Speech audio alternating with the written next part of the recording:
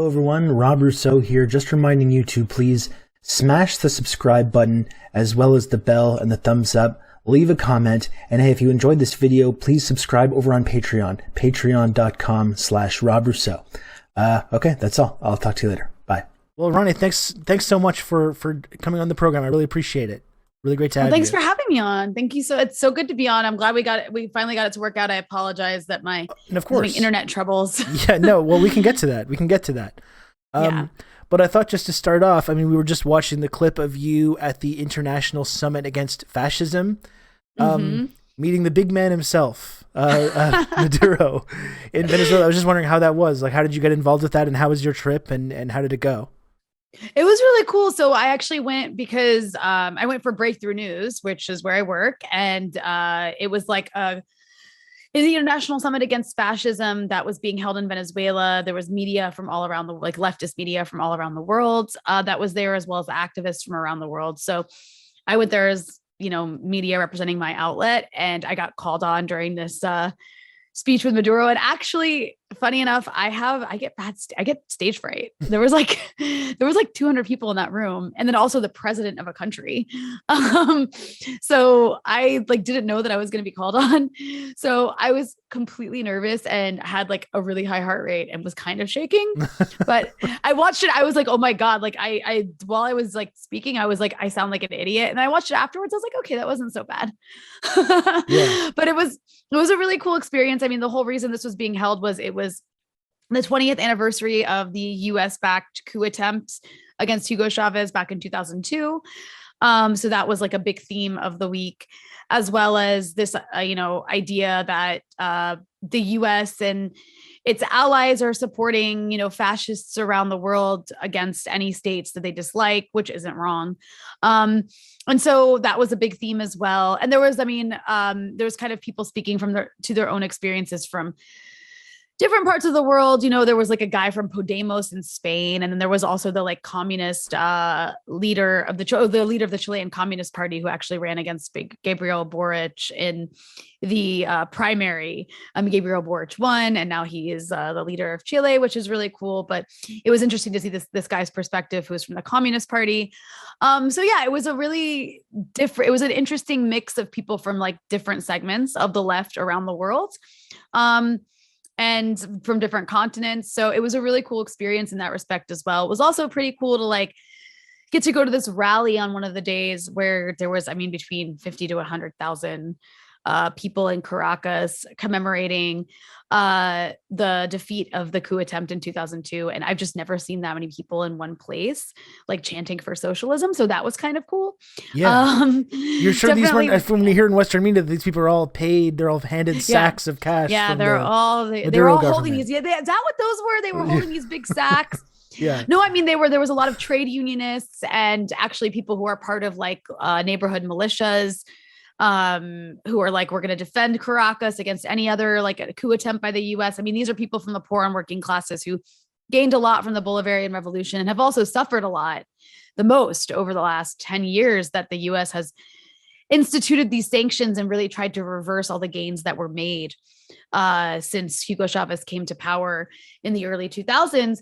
And, it has really, obviously the US policies against Venezuela, particularly the sanctions, have had a pretty devastating impact. But people are still, very supportive of the Bolivarian Revolution and see it as a work in progress, and they still support the gains that they did make. We also got to visit these communes across Caracas where the government basically either gives a community money or building materials. With the money, the community will then buy the building materials to basically build public housing. And the public housing was really nice. They've built through this program, they've built they just reached 4 million homes in the last 10 years, which is pretty cool. And they plan to build another million in the next couple of years. They want to reach 5 million. So that was a pretty cool thing to just see these communities that have organized themselves and have managed to like build their own public housing with this material. And it's pretty nice too, like decent to live kind of places, not like a sort of rundown, intentionally awful American public housing. Yeah. That is like, done that way to actually make it like something that people won't want, and something that you can tear down. Yeah, of course. But it was really interesting to see that in like attempts to try to live sustainably and like grow their own food. And the sanctions have had a pretty devastating impact on people who live in these communes. So that was like sort of at the center of their discussions, but that was a pretty cool experience too. And of course, Venezuela, it's not like Cuba. They still have a very powerful, like right-wing machine that lives in Venezuela, like an oligarchy that lives in Venezuela that still has a lot of money and that's constantly trying to overthrow the government. And so the challenges, I think, are actually bigger. And the inequality is very in your face because, the way the US has sanctioned Venezuela, it's sanctioned the government and anything associated with the government. But if you have like a private importing company and you're in like a rich neighborhood, which is what exists, you can like import American products and it's fine. It's easy to get access to things. But if you're somebody who lives in a poorer working class community who depends on like government run grocery stores, those grocery stores or shops can't get those, American products. And so there's definitely like an inequality you see in like the goods that are available in certain neighborhoods.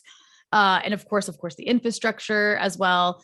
So yeah, I mean, it was an interesting place to be. And it was definitely cool to see like the level of people power and organizing taking place there. But also pretty devastating just to see like the way that American sanctions have really kind of put a pause to some of that. That's been one of the really interesting phenomena that's been occurring over the last couple of weeks with regards to Venezuela and the way that like now that this sanctions regime against Russia has been going in full effect for a couple of weeks and all of a sudden America needs other sources of foreign oil.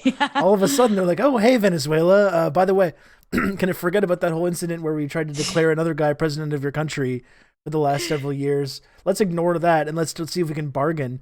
And it's really amazing how they've kind of come hand in hand to the Maduro government, all of a sudden legitimizing that and recognizing that again, now that they need more help importing foreign oil that they've cut themselves off from.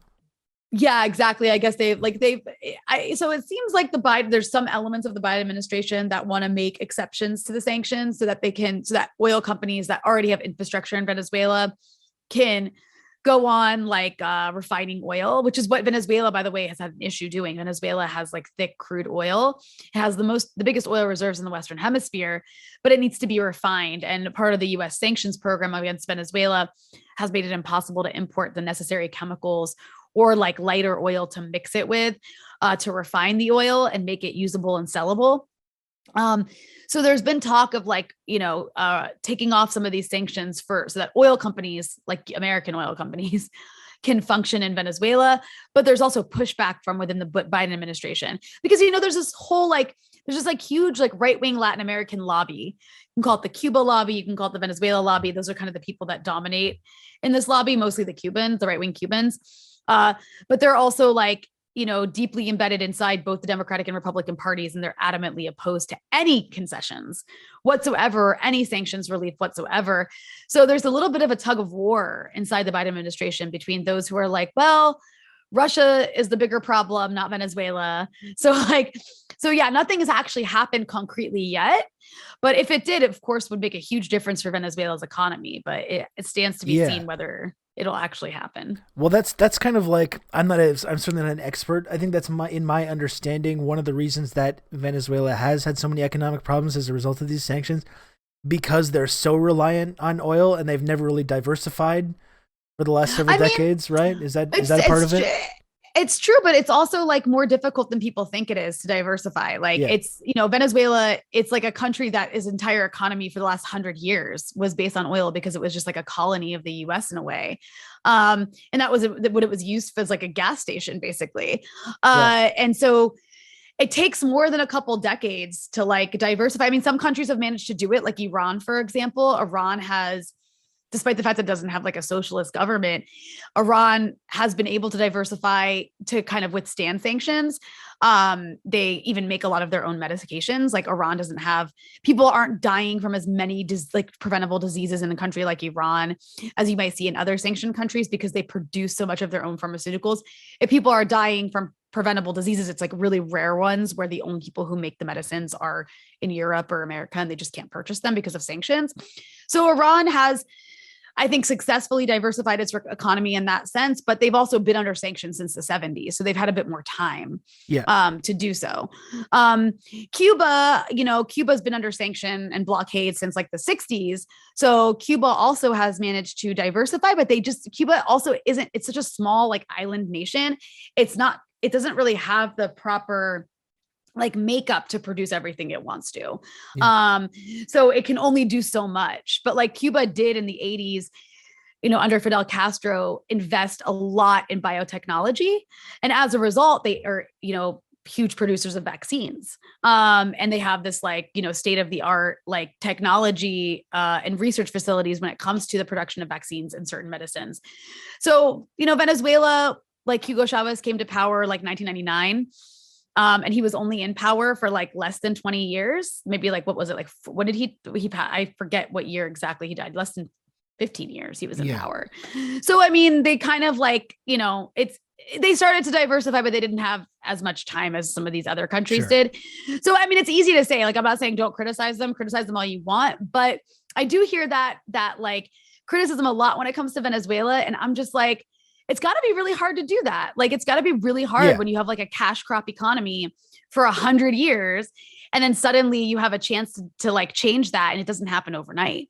So I certainly think that's Venezuela's problem. But I think Venezuela's bigger problem is that it still has this very powerful like oligarchy that has a lot of control over major industries and also over media. Not media entirely, but that is a huge obstacle when you're trying to make changes in a country through like reformist and electoral policies. Yeah, exactly. I mean, that's why you've seen in places like Cuba where they've treated these institutions as completely hostile, and taken steps to remove this kind of influence in their society, which of course leads to more calls of authoritarianism and more oppression and more sanctions and that kind of stuff. You can't win. Not really. The only way you can win is just do what America wants. Yeah, do as you're told. Yeah, that's it. And even then you might not win. Like there's a chance you might not, but it's your best bet if you don't want to be crushed, I guess. I don't know. Yeah. Well, it's interesting you mentioned Iran too, and you mentioned how Iran doesn't have a socialist government, and that's kind of one thing that we've been talking about a lot on this show, is this kind of like this sort of realignment that's happening where they're through this kind of belligerence on the part of America or the West, or Canada's been part of this as well. They've kind of started to take these countries that don't always have that much in common, like Iran and Venezuela are not countries that have a whole lot in common. What they do have in common is trying to struggle to develop their society under this kind of like this sanctions regime and the blockades and this relentless imperialist onslaught.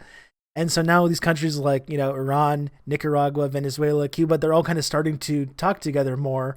And you can even include Russia in that, which Russia, of course, doesn't have a socialist government either, but is also very familiar with this sort of being under the thumb of Western imperialism and sanctions and all this stuff.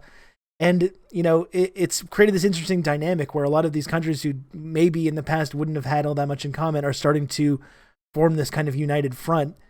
And the things that bring them together are their experiences with like Western imperialism. And they're trying to kind of find a solution for other developing nations to avoid the same kind of economic or social problems that they've experienced as a result.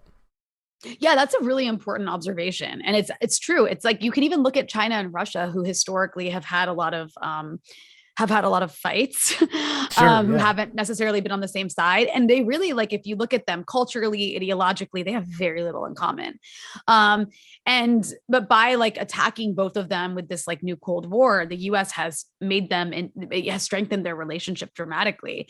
And this is like, it just like, look at these two countries, like they literally have almost nothing in common. At least when it was the Soviet Union, you could say they had like a, like communism, socialism, whatever, but that's not even the case anymore. So you're absolutely right. Like the countries you named, like Iran and Venezuela, culturally and ideologically have very little in common. The one thing they have in common is being targeted by imperialism, by US imperialism. And as a result, you have these countries on completely different sides of the world that couldn't be more different, like relying on each other to survive. They literally trade oil and like medicines and stuff. And so you've got like Iranian ships like making their way to Venezuela and opening grocery stores in Venezuela. And that, that wouldn't happen if not for the US. And you have this group that I think really kind of encapsulates what you're saying. It's the group of friends of the UN Charter, which includes all of the countries you mentioned, and then some, which includes, it's basically a list of countries that are under US sanction in some capacity. The group of friends to defend the UN Charter. And so, I think that this has definitely contributed to actually like a weakening of US empire to a degree, because when there's more and more countries that you're isolating through sanctions, like they're going to start coming up with alternative ways to trade. And that is a like threat to the hegemony of the US dollar, because once people start trading oil in anything except for dollars, then it becomes a problem, because that's literally what props up America, is the fact that oil is traded in dollars, the most important resource in the world. And then you've got other countries who still want to do trade with big countries like China and Russia. Like we look at India right now, for example, which is refusing to get on board, despite the fact that it has a very right-wing government that's very close to the US, is refusing to get on board with these sanctions against Russia, because they need Russian oil and they buy Russian weapons.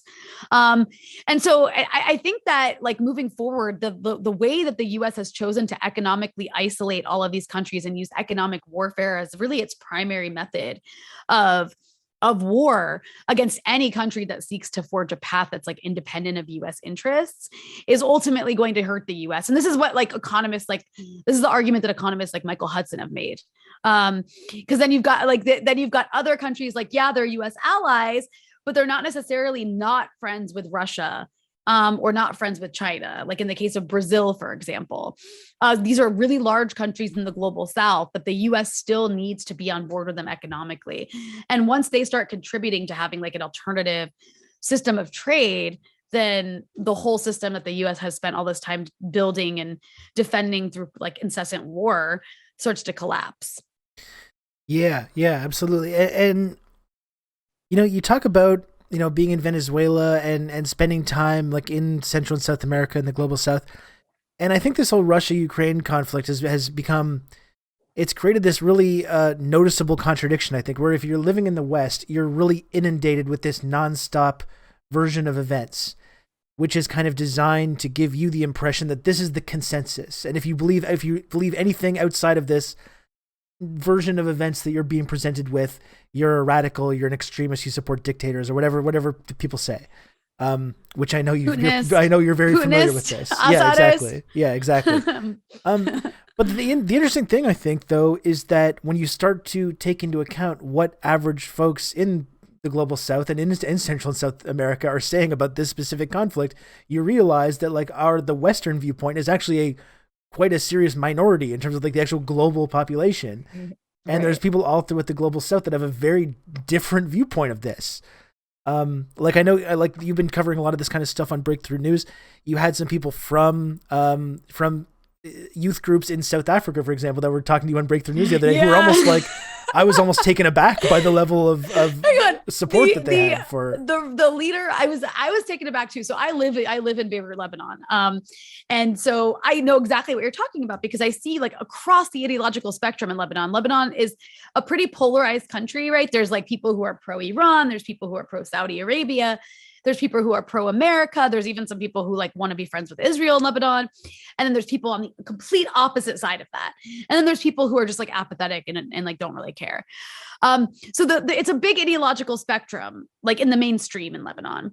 And despite that, like very clear polarization on the issue of the war between Ukraine and Russia, you kind of have an across the board recognition that the US and NATO played a role in provoking this war. You have like the, super pro resistance axis side that's like calling, Putin Abu Ali, and they're like, go get him, which is something you would never hear in the US.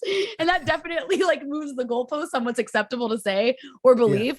Yeah. And then you have the other side, like the other side, which will be like, there isn't the anti-Russia. That's the issue too, is like in the global South, with a few exceptions, there isn't this anti-Russia sentiment like you have in the US, where like RT is evil and you can never watch it, or like, you know, you might accidentally vote for Trump, or, you know, this belief that like Russia's controlling disinformation. There aren't these fears about Russia that are really holdovers of the Cold War that was ramped up in the global North, don't exist in many global South countries.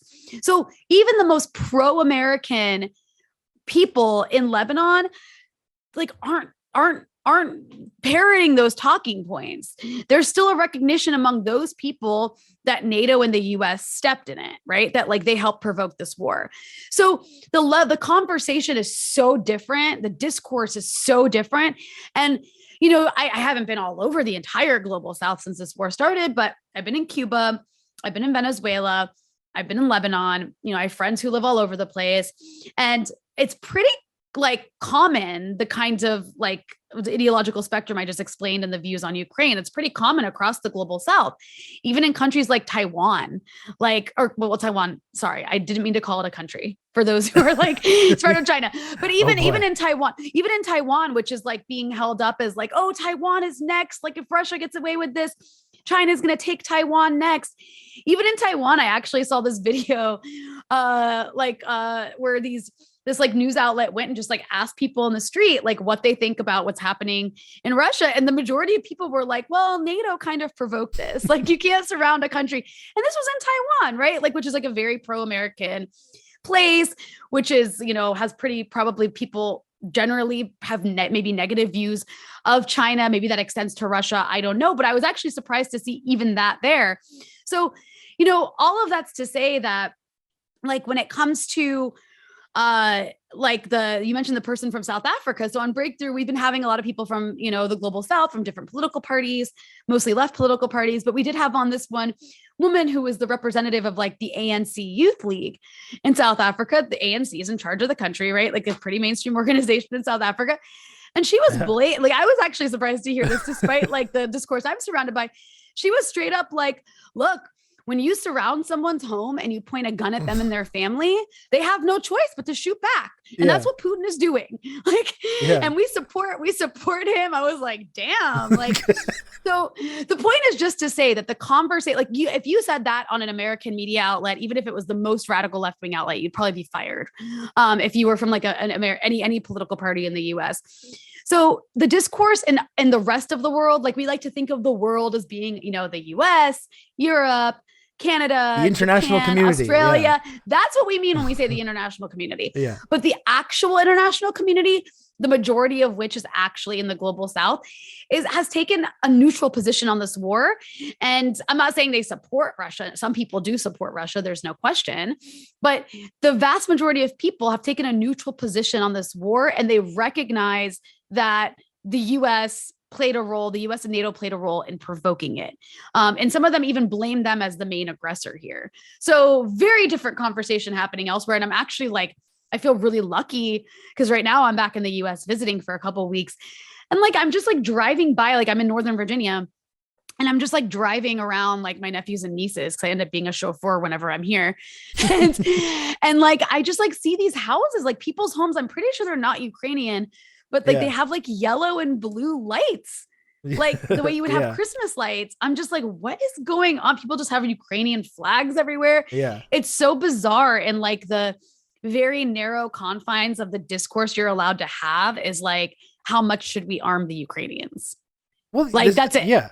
I mean, this is exactly what I've been talking about, and you have and others, but like you point out this viewpoint that NATO and the US, regardless of what you feel about the conflict, whether you're against it or whether you think Russia is good or acting in bad faith or whatever, regardless of how you feel about that, the US and NATO played a role in provoking it. And this really should not be a controversial viewpoint, just acknowledging this basic reality. And that's the amazing thing. That speaks to how heavily propagandized we are in the West, that to say this in any kind of mainstream media context right now, just to acknowledge this basic context, you will be treated as this like extremist or this radical or whatever. It's completely beyond the pale to even suggest this.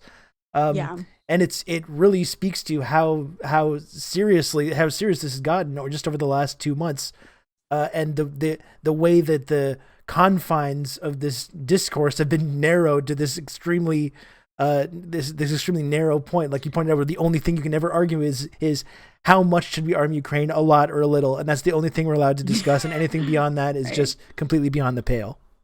Totally. No, and it's actually like really alarming too, because you have this hegemony over media discourse in the US. Obviously, like we've always had that problem, but then to have like all of these places where, even though obviously they're still controlled by the same oligarchs like Twitter and Facebook and stuff, like it's like people are just being outright removed. And I mean, you have RT, right? Like RT and any Russia affiliated outlet just being straight up removed from YouTube, from Twitter. Like, I think that that's such a negative development on so many levels. Even if you hate the Russian viewpoint, even if you despise RT, like, I want to see what they're saying. I want to see what the Russians are saying. I want to know what the Russian foreign minister is saying. I want to know what Vladimir Putin's saying. I want to know the claims they're making. I want to know their argument. And these social media outlets, on behalf of like the American national security state, have literally taken away my ability to see what they're even saying, which I think is even more dangerous, because, you know, with like the war on Syria, for example, you had a lot of media, like supposedly Syrian independent media, actually being funded by the US and based in Turkey, and just kind of like promoting like pro-American propaganda that like the Americans wanted to hear. And then what you'd have US officials consuming this media and then believing the own propaganda that they were funding. And that leads to bad decisions being made. But at least there was still other outlets that existed if you wanted to hear what the Syrians are saying, or what the Russians are saying, or what the opposing side is saying. But in this case, it's like, at this point, are the Americans making decisions like even able to hear what the Russians are saying? Because they've literally just been removed.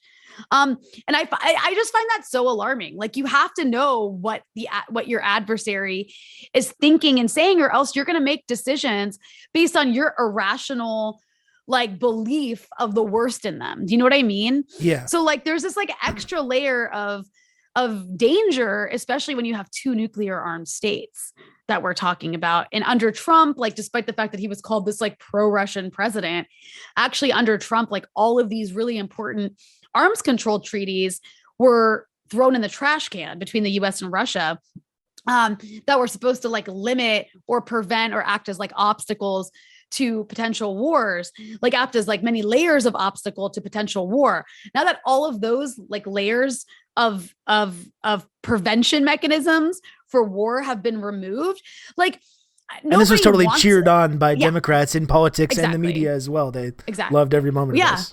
Yeah, exactly. And so it's just really alarming the moment we're in, because sometimes like, you know, I know that like people laugh when you suggest like a war can start by accident. Wars are planned. Like, that's true. Most wars are planned and they happen on purpose.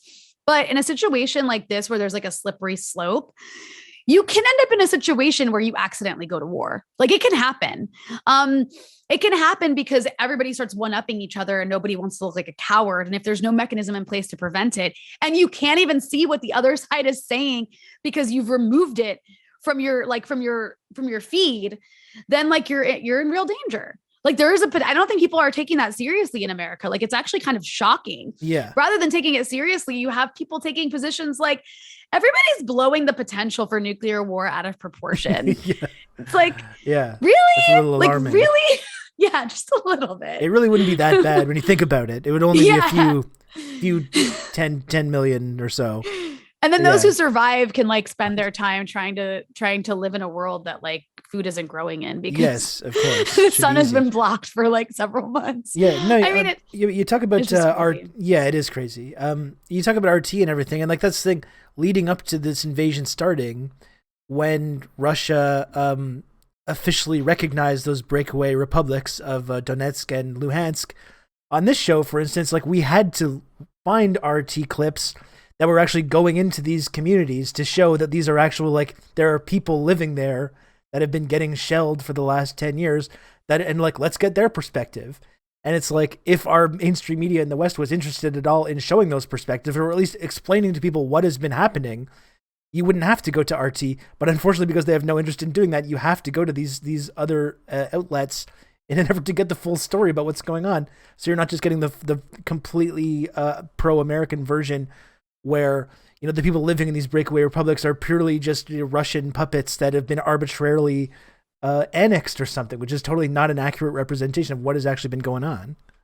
Yeah, no, I mean, that's the other thing about, and like RT is a massive news outlet that has a capacity like any other like international news outlet to like be in these kinds of places, to like show you people in them with like the proper equipment and the proper journalists and the proper staff and stuff like that.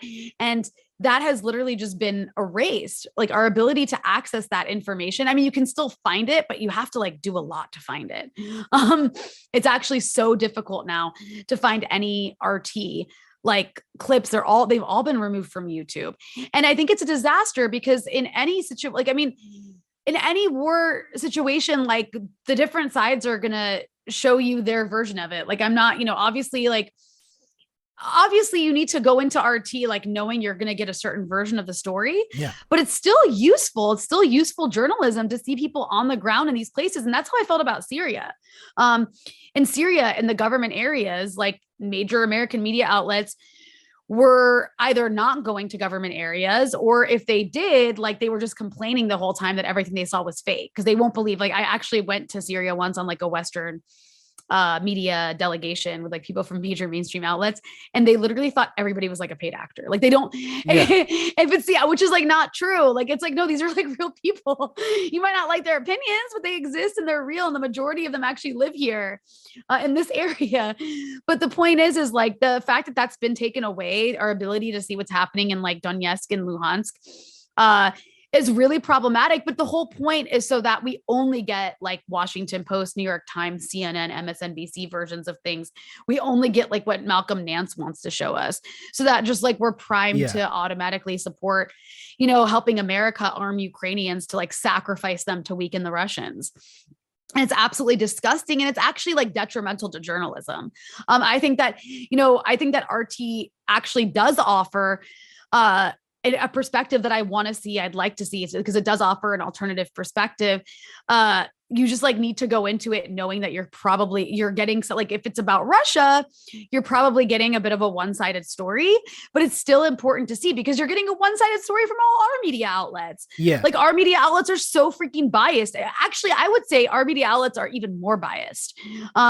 There's more conformity and groupthink at like America's premier corporate media outlets than I ever saw at RT. I know a lot of people who've worked at RT, and like they've always had more freedom to say what they want. You know, a good friend of mine, Abby Martin, who I'm sure you and your audience are well aware of. Abby Martin had a show on RT called Breaking the Set, and she was able to say whatever she wanted to, including, you know, she condemned Russia taking Crimea back in 2014. She condemned it on air on her show, and there were zero repercussions. Whereas in the US, people were literally fired from their jobs on cable news for opposing the Iraq War. Like that happened. Phil Donahue was fired. Yeah. Chris Hedges was fired from the New York Times.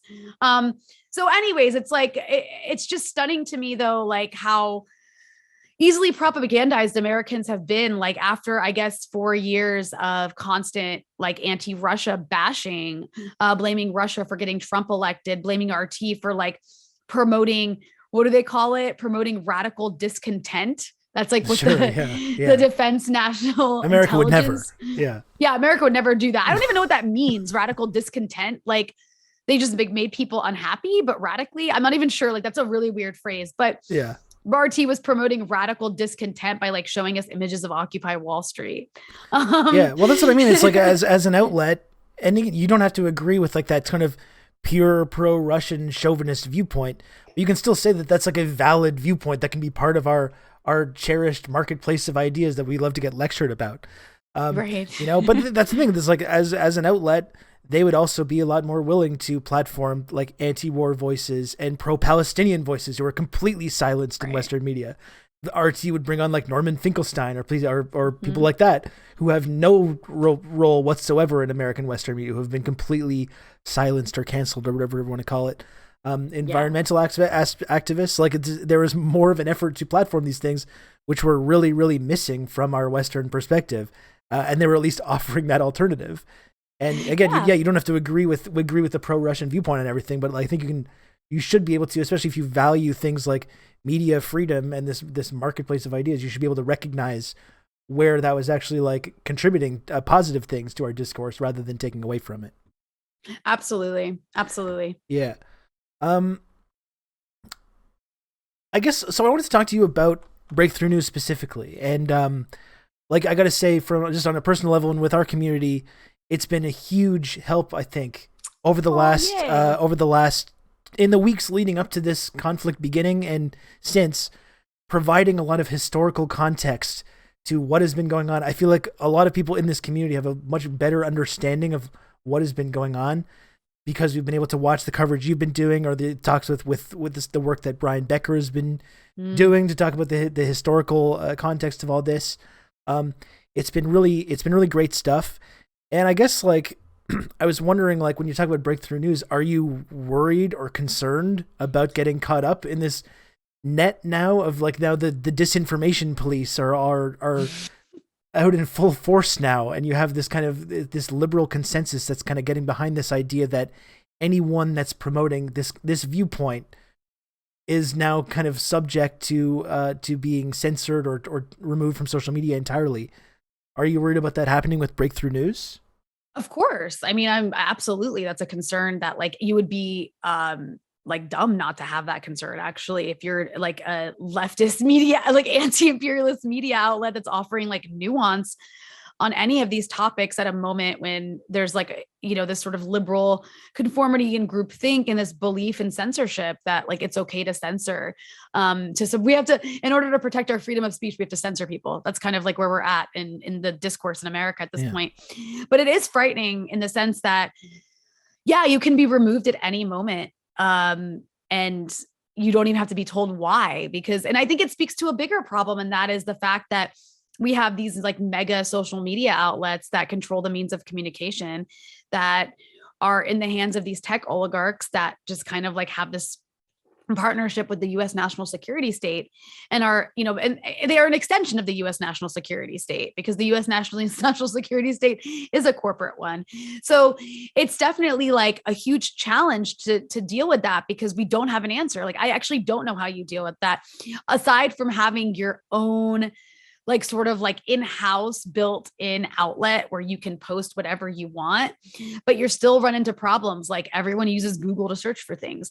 And we know that Google's algorithm that is not public actually suppresses or like downgrades the alternative bad media and like literally pushes into everybody's feed what's considered legitimate sources of information, meaning like CNN and MSNBC and all these like mainstream corporate outlets who would, like, of course, never spread disinformation or take part in that. No. Or yeah, they're totally engage in propaganda or anything. Facts. Yeah, all about the facts, which are just like propaganda houses that are literally funded by corporations. And we all know this, but it's stunning too, because, you know, like 10 years ago, I think it was much easier to be an independent media outlet like Breakthrough News is and to gain a huge following because the algorithmic suppression hadn't started yet.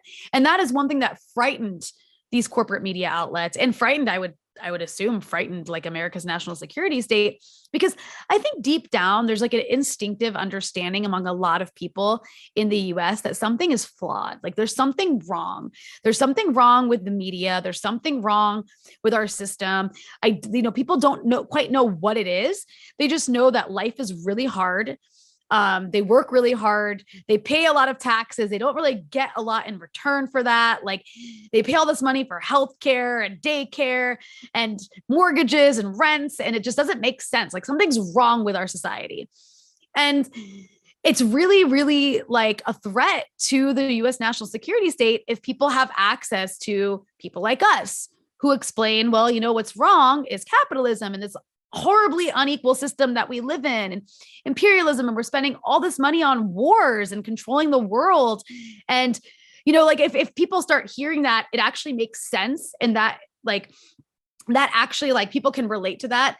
And that's scary if you want the system to continue.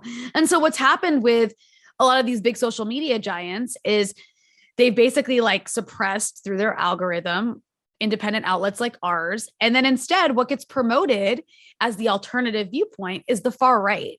Like, you know, Yeah. for all the talk by like these sort of like liberals in mainstream media about, oh, like we're mad at Facebook for promoting the far right and YouTube for promoting the far right. The most popular figures on these platforms actually remain far right figures. Like Ben Shapiro isn't like, I mean, you know, like it's like you're more likely to see Ben Shapiro than you are like Breakthrough News, or you are to see you know what I'm saying? Yeah. And that's not by accident. It's because the alternative far right viewpoint doesn't actually pose a challenge to power. In fact, it reinforces it. It's preferable to have people, that sort of like group of people who are instinctively distrustful of like of the corporate state, or instinctively distrustful of like the system we live under because something just doesn't feel right about it. It's better for them to get the Ben Shapiro reason for that, which is like to blame, you know, cultural Marxism, or like, you know, immigrants and to blame refugees you know, wokeness. Like wokeness is the reason that you have to work 3 jobs. I don't know like how that even works, but of course. Or to blame the typical, right? Like to scapegoat immigrants and like LGBTQ people and all this stuff. It's better for people to like go into the QAnon rabbit hole than it is for them to maybe come across like a leftist ideology that can actually is capable of explaining what is wrong with this system and how to change it. And so, you know, like that, so just going back to your original question, because now I'm kind of rambling, is like, that's a huge challenge, because what people like us are saying is a challenge, and it is capable of actually radicalizing people, or radical discontent. I don't know, manufacturing radical discontent. And so I think the bigger threat actually to us, of course, I worry about being completely taken off YouTube. Of course, I worry about being taken off Twitter. I'm sure you do too, as we all do. But beyond that, I think the more worrisome trend is the way that you can like shadow ban and just algorithmically suppress. Like, I really do believe that way more people would know Breakthrough News and would know you and would know other sort of like alternative left voices if it wasn't for this. I think we'd have way bigger followings if it wasn't for this. Yeah, I would like to think so. Definitely. I think that's the reason that I haven't become a global superstar as well. I think is because of this exact exact phenomenon. Look, what I'm saying is that the reason that I'm not incredibly wealthy with like a bajillion people who worship me is because of the fact that there's algorithmic suppression. But no, but I genuinely, aside from that, like I actually genuinely believe that there would be way more, like there's a huge audience out there that would be susceptible to like the sort of like left message that we're providing. Absolutely. No, like you're pointing out, everyone's very familiar. Everyone's very aware. Everyone is of the incredible sort of contradictions in our society and our culture, and everyone's feeling that sense of alienation. And that's why everyone's like, it feels like sometimes that all the energy is on the right, because all of that kind of radicalization is going in that direction, because this viewpoint that we're offering, when we have the correct analysis, the correct kind of class-based analysis that explains these things and puts it in this proper context, is just never available to people. And not only is it algorithmic suppression, but it's also decades and decades, frankly, of anti-communist propaganda that we're all inundated with from birth, that I think have able, not only is it difficult to access these viewpoints, but people are really reluctant to accept these viewpoints precisely because they've been programmed through media and advertising and our education system to inherently reject these things. Exactly. And I think like a perfect example of this, by the way, is the way the media propped up Trump so that Bernie Sanders wouldn't win. Like back in 2016, even, it's like, well, we'd rather have, because Trump doesn't really pose a threat. Like, what Bernie Sanders was saying posed a threat. What Trump was saying was like, it wasn't good, but it's not really going to like mess with our system too much. And so even with Trump, yeah, absolutely. And even with Trump, I think one of the main reasons that so many people, both liberals and conservatives, found him distasteful was because even though he didn't end up turning out to be that much of a threat, he did talk about things like disbanding NATO. And he talked about things like, reining in American power and criticizing American imperialism and stuff like that. Even if it was disingenuous, of course, he's totally full of shit.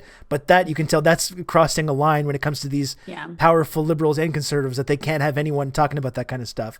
That's the main reason they hated Trump so much, not because he was racist or sexist or anything like that. They don't care about that. It was because for a while, I think they were concerned that he did pose a real threat to these power centers, which ended up not actually turning into anything. No, but like, yeah, exactly. That's the perfect way to put it. Do you remember when he was on stage at one of the Republican debates where he just like went off on Jeb Bush about his brother. Yeah. He was like, your brother like lied us. Yeah. I was like, whoa. And it's no wonder that people respond to that. Or the thing that I always point to as well, when they say, how dare you support Putin, sir? He's a killer. And when Trump said, we got a lot of killers. We got, we've done bad things. I mean, and it's he's like, not wrong. He's not wrong. He's not. I don't like the guy, but that was one of the truest things that he ever said. And it's no wonder that people were so offended by that. Or when he was like, I don't even remember. It was just, it's like a series of, it's like a jumble of moments from the Republican debates in 2016. But there was a moment when he was like on stage with people and he told them, he was like, well, he's like, I've donated to all of you. He's like, I donate to Democrats, but I also have donated to all of you because that's what I do. That's what rich people do. And you know what? No one owns me. Like, you're all owned by someone like me. And it was like, wow. Yeah. It's no wonder that message connected with people. Exactly. Because they know it's true. Yeah, totally. Yeah, exactly. But yeah, I think so. The thing I wanted to ask about too is that not only because I've seen some chatter about breakthrough news. I know people get very upset sometimes with some of the things that you do, Rania. I don't want to dredge up any of this stuff. When that clip going around from the Summit Against Fascism, there's all kinds of folks that were very worked up about this. The usual characters. Yeah, exactly. Like, what kind of suggesting is? Yeah, okay, go ahead. Sorry. No, I was just gonna say I could like just say hello on Twitter and no, I know. Yeah, so. Some kind of a sadist code word or something. Exactly. But but I've seen people saying like, oh, a lot of the people that work for Breakthrough are former RT employees and stuff, and trying to suggest that somehow that possibly, even though it's not, that is somehow it should be painted with that same brush. But so you kind of addressed that, but I did want to talk about, because this is something that you have a lot of experience in, and I know it's not nice to see when people say horrible things about you based on your political viewpoints, or when you talk about anti-imperialism or any of this kind of stuff. You're someone that's really been targeted a lot of those attacks, and these are attacks that are really the whole purpose of having these attacks, whether it was 20 years ago in Iraq calling someone a Saddam supporter or whatever, through when people are against intervention in Syria, you support Assad. If you're trying to add nuance to this conflict with Russia and Ukraine, well, you're the Putin worshiper, or that's all that, this is really like designed, I think, to discourage people from ever asking these questions or ever trying to propose these kind of alternative viewpoints. So I was just wondering, especially over the last couple of weeks, while this phenomenon has really kind of accelerated, where any differentiation from the mainstream viewpoint or the Western perspective is really being like heavily shouted down, and people will say all kinds of nasty things about anyone that kind of tries to take this stance. And this is a phenomenon as well that's increased a lot over the last couple of years, while this kind of new Cold War has been increasing in severity.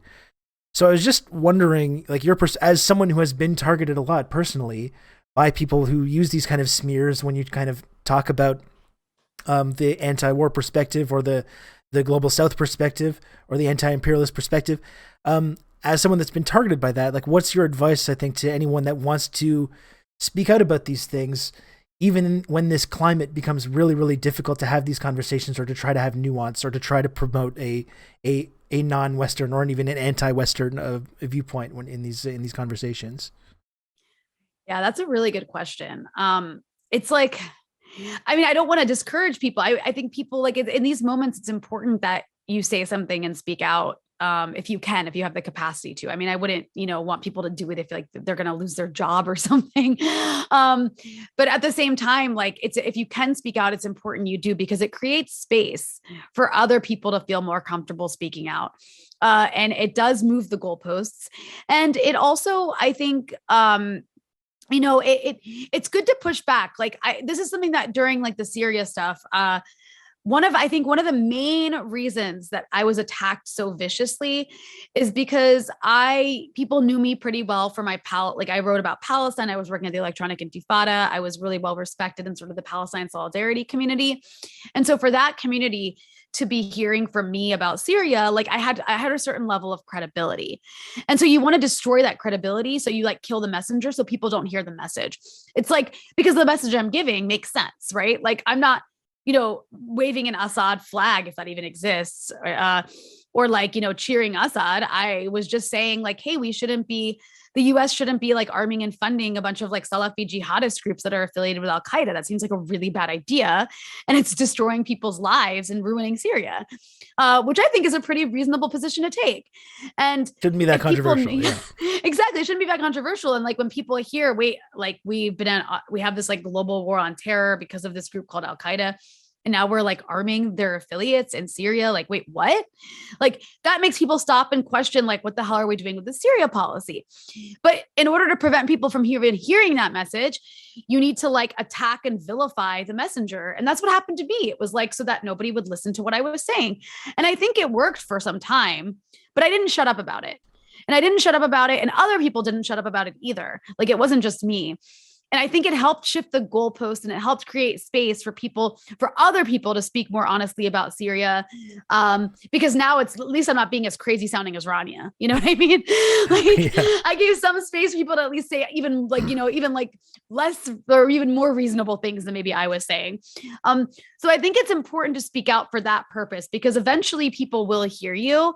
But also, I mean, you do have to have thick skin. Like, look, I happen to be someone who it's really easy for me to like brush off criticism. Not everybody's like that. And I get it. Like for some people, it's really difficult to scroll through their Twitter feed and just have like incessant attacks from blue check marks. That can look really scary and be really uncomfortable. And I don't expect everybody to go out of their way to do that.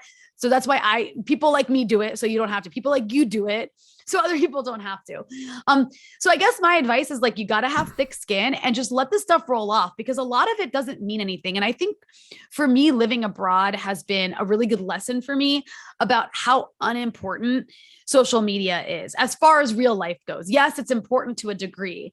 But at the same time, sometimes it can feel like it feels like if like 5 people with blue check marks are like attacking you and a bunch of randos on Twitter who might even be bots are like attacking you, it can feel like the whole world is against you and you've done something terribly wrong and you want to take it back.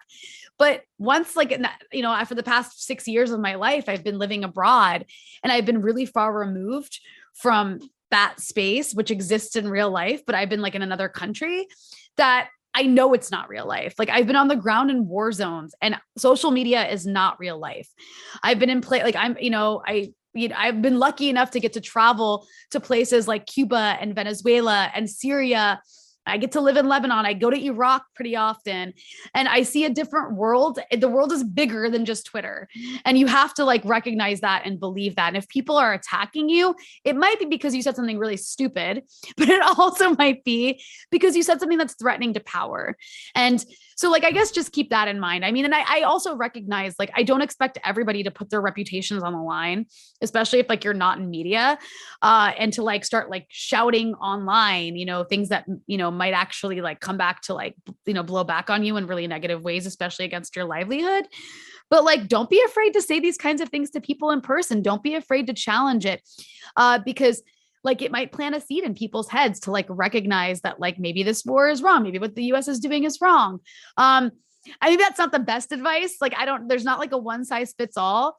I just know what works for me, but I do recognize I'm in like a unique position because I'm not in the US. Like I'm not living in the US. I don't have to really deal with the in-person repercussions. I don't have to deal with seeing Ukrainian flags all over the place. No one's calling me like an Assadist to my face in person. It's happening on the internet, and I get all kinds of things said to me on the internet. So I just got to brush it off. Yeah. I think that's the thing I try to tell myself too, is just that like, it can be so alienating when these big relentless media narratives start and you feel like you don't agree with it, but it's like, is there something wrong with me? Like everyone seems to agree on this. I look on Facebook and all my friends are putting Ukraine flags in their bios or whatever, or they're supporting X social justice thing that's going on. And I still feel like uncomfortable. I feel like there's something the matter with me. And it's really valuable to connect with people and go, okay, my perspective on this is actually valid. Not only is it valid, but there's actually millions of people around the world that actually subscribe to these views. And it makes people feel, I think, a little less alienated and alone. I also just want to throw out that like, I have also been attacked by the other side of this. Like, there are people who really want to believe that like Russia was right to do this. And that Russia really is just like, and I don't agree with that viewpoint. I actually think Russia's invasion was incredibly reckless. And I've been pretty open about that. I've said it several times. I think it was really reckless. I think it's made it more difficult to like be an anti-imperialist in the global North. I think it's made NATO more powerful. Maybe I'll be proven wrong. It's made these far right groups more powerful, it seems like, too. Right. 100%. I think that like the repercussions are terrible. I think it's weakened Russia. Like, I don't think this makes Russia stronger. Like, you know, I know the ruble's up and everybody's like, well, like, you know, Russia's economy isn't going to be destroyed, but like, I actually think it is going to be destroyed. And I have friends in Russia who are dealing with the repercussions of the economic warfare on Russia now over this war. I understand why it happened. I understand why Russia did what they did. But like, I just like don't agree with it. And I think there are people who like really just want to hear what they already believe. Obviously, the people on the anti-Russia side are like the ones that have power. So I guess like the others don't really matter.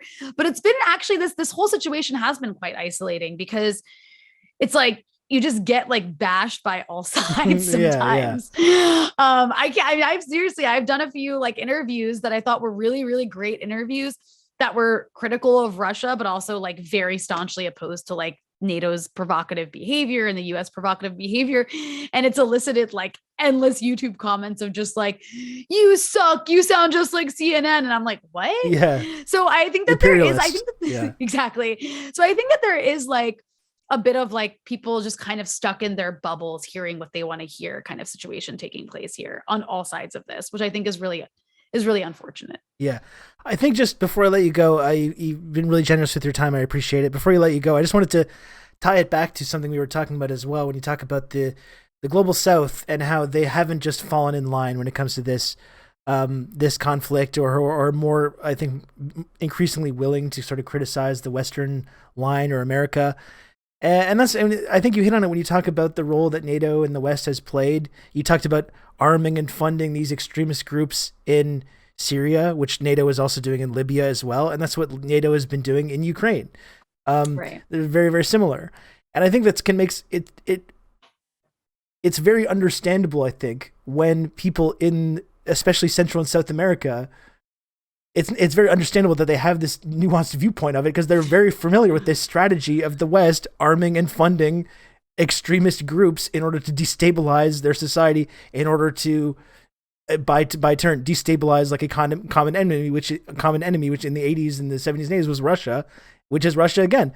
And it's like these kind of America, you have them looking around saying, well, how are these countries not supporting us? How are they so pro-Russian and everything?